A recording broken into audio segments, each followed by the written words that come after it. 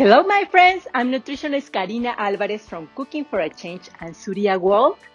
Today, I want to share with you a recipe that is amazingly delicious and perfect to prepare it on these days when we are in our homes with a little more time to be adventurous in the kitchen.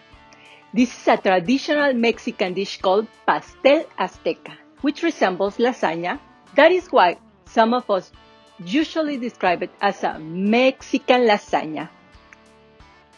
I put my own twist on this recipe to make sure it's healthier and more nutritious than the original version. Let's get started! ¡Vámonos! These are the ingredients we are going to use for the recipe.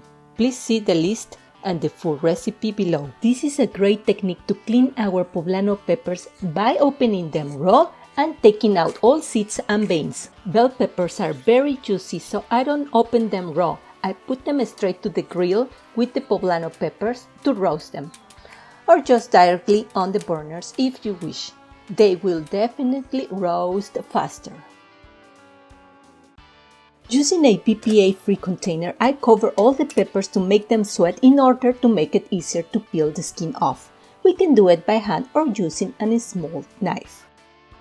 We remove all the stems of the peppers and then make the rajas. I usually mix bell peppers with poblano to bring colors to the recipe as well as flavor. If poblano peppers are too spicy for you, you can use only bell peppers for this delicious recipe.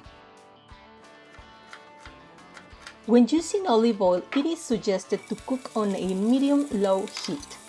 Add about half tablespoon of both ground coriander and dried oregano while sauteing the onion. Then add colorful rajas and saute them along with the onion.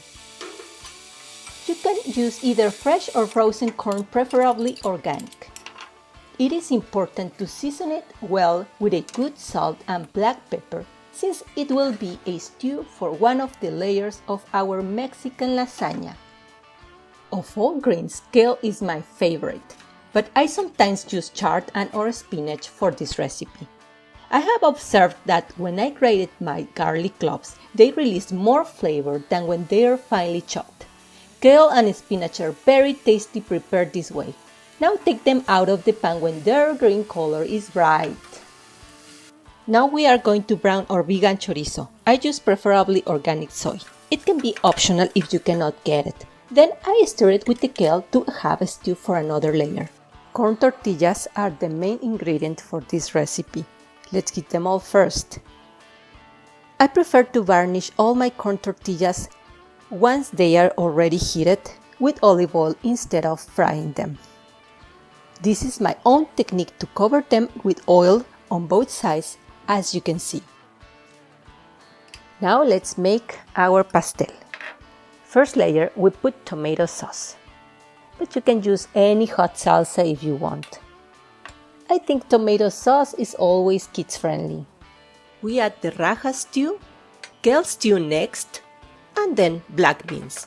The order is not really important. To make this vegan sour cream I'm using here, look at the link on the description below. Let's continue with our second layer. Make sure all tortillas are well covered with the tomato sauce. This is important since when baking it tends to dry out and we want our pastel to be pleasantly moist. I like to add black beans to pack this lasagna with protein and iron. At the end, you can add any plant-based cheese or regular mozzarella. Bake at 350 Fahrenheit degrees for about 30 minutes. Voila! Sharing a meal with your family and loved ones is a wonderful way to end your day. I hope you enjoyed this recipe. If you like this video, give it a thumbs up and share it. Remember to subscribe to our channel for more recipes. Follow us on Facebook and Instagram at Cooking for a Change and Surya World.